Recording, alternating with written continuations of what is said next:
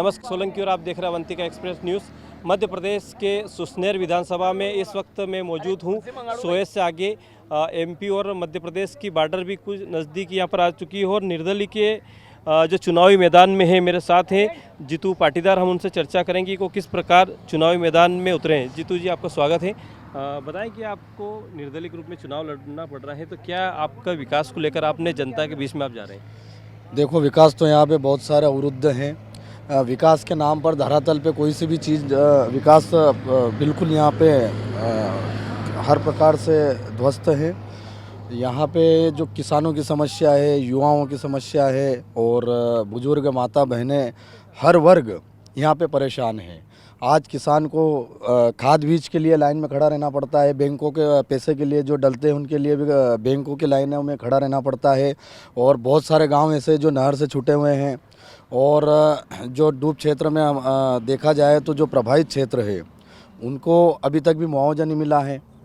और यहाँ की जो सड़कें की जल भराव, गाँव में जल भराव की भी समस्या रहती है।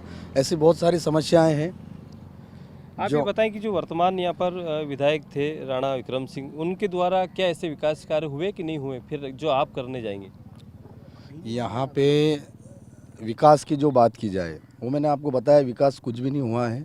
आज लोगों को, जनता को एक भरोसा है, मेरे ऊपर एक आस है कि अगर ये युवा वर्ग है, अगर कुछ युवा को अगर मौका दिया जाए तो कुछ न कुछ नया होगा।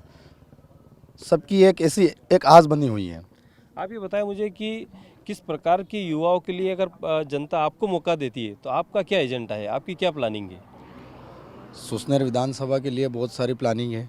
यहाँ पे देखा जाए तो अभी हम सोयत क्षेत्र में हैं। यहाँ धार्मिक आस्था से लोग जुड़े हुए हैं। पिपलिया बालाजी का यहाँ मंदिर है, प्रसिद्ध हैं, तो उसका भी हमको यहाँ पे एक बड़ा प्रोजेक्ट लेके आना, पर्यटन स्थल उसको घोषित करवाना। दूसरा बगलामुखी माता जी का मंदिर है, उसको भी, वहाँ पे भी बहुत सारे जो मंदिर को लेके बहुत सारी असुविधाएं हैं, वहाँ पे भी डेवलपमेंट करवाना है। ऐसे बहुत सारी। आप ये बताएं कि जो दो प्रत्याशी आपके सामने हैं और दोनों के साथ आप चुनावी मैदान निर्दलीय, आपको किस प्रकार का संघर्ष करना पड़ रहा है? कोई संघर्ष नहीं, जनता का 100% मूड है और जनता ने पूरा मूड बना लिया है कि इस बार निर्दलीय को जिताना है। जनता से क्या कहना चाहते हैं आप? जनता से ये अपील है कि जो जिस प्रकार उन्होंने मेरे ऊपर विश्वास किया है, अगर जनता मुझे जिताकर भेजती है तो उनके जो सारे मुद्दे हैं वो मैं विधानसभा सदन में उठाऊंगा और उनकी जो भी समस्या उसका निराकरण करवाऊंगा। ये मेरे साथ में सुसनेर विधानसभा से निर्दलीय चुनाव लड़ रहे हैं जीतू पाटीदार, और इसके अलावा हम जनता से भी मेरे साथ में जुड़ी हुई उनसे चर्चा करें। कहाँ सरकार वो बाद में किसी की बनो, चाहे बीजेपी की बनो या कांग्रेस की बनो, वो जीतू भैया के ऊपर डिपेंड रहेगा जीतने के बाद। आपका क्या नाम है भैया? गोकुल सिंह चंद्रावत। ये बताएं कि यहाँ वर्तमान विधायक द्वारा विकास कार्य किए गए कि नहीं किए गए? विकास कार्य तो किया है, लेकिन अभी जीतू भाई को जिताना चाहते हैं। आपका क्या नाम है? भाई हम निर्दलीय के साथ हैं, क्योंकि राणा ने जो भी घोषणा करी थी बीजेपी वालों ने एक भी पूरी नहीं की, सब अधूरी है।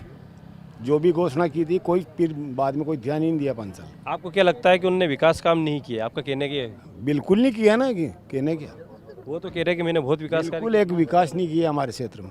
1 रुपये जो भी घोषणा की अभी तक एक पैसा नहीं दिया कहीं। ये भ्रष्टाचार सरपंच, पंच, ऊपर के अधिकारियों तक बटा हुआ है। एग्जाम्पल जैसे कि सभी गाँव में अभी है, तो जिनको ज़रूरत है उनको नहीं मिला है और जिनको ज़रूरत नहीं उनको 2-2 मिले हैं। और कहीं ना कहीं किसी से 10,000, 15,000 ये सब चल रहा है यहाँ पर। और ऐसी बहुत सारी चीज़ें जो चल रही है हमारे क्षेत्र में। तो अगर युवा कोई आता है तो वो बिल्कुल करेगा और सक्षम है और शिक्षित है, तो मुझे लगता है वो बिल्कुल सुसनेर का विकास करेगा। रोजगार के लिए यहाँ पे उद्योग नहीं है। अभी तो बहुत सारी चीज़ों में रोजगार बढ़ सकता है। सुसनेर अच्छा क्षेत्र है, विकासशील क्षेत्र है। संतरे का यहाँ मैन्युफैक्चरिंग प्लांट डल सकता है और भी बहुत सारे जैसे सोलर प्लांट वगैरह डल सकते हैं उसमें। जैसे कि अभी जो शिक्षित युवा है, जो अभी स्कूल से या कॉलेज से पास होके आ रहे हैं, उनको भी रोज़गार की आवश्यकता है। कहीं ना कहीं तो रोज़गार की आवश्यकता है। अब हर व्यक्ति खेती पे तो निर्भर नहीं रह सकता है।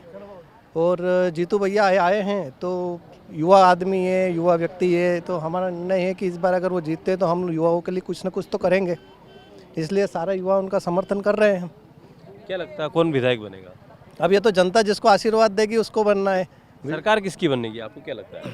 सरकार का तो देखो कोई फिक्स नहीं है। नहीं, आपको देखो देश में कांग्रेस की भी सरकार रही है, भाजपा की भी रही है, आप युवा हैं, क्या मेरे हिसाब से तो कांटे की टक्कर रहेगी कांटे की सरकार बनने में भी। बाकी जिसके किस्मत अच्छे है उसकी सरकार बन जाएगी।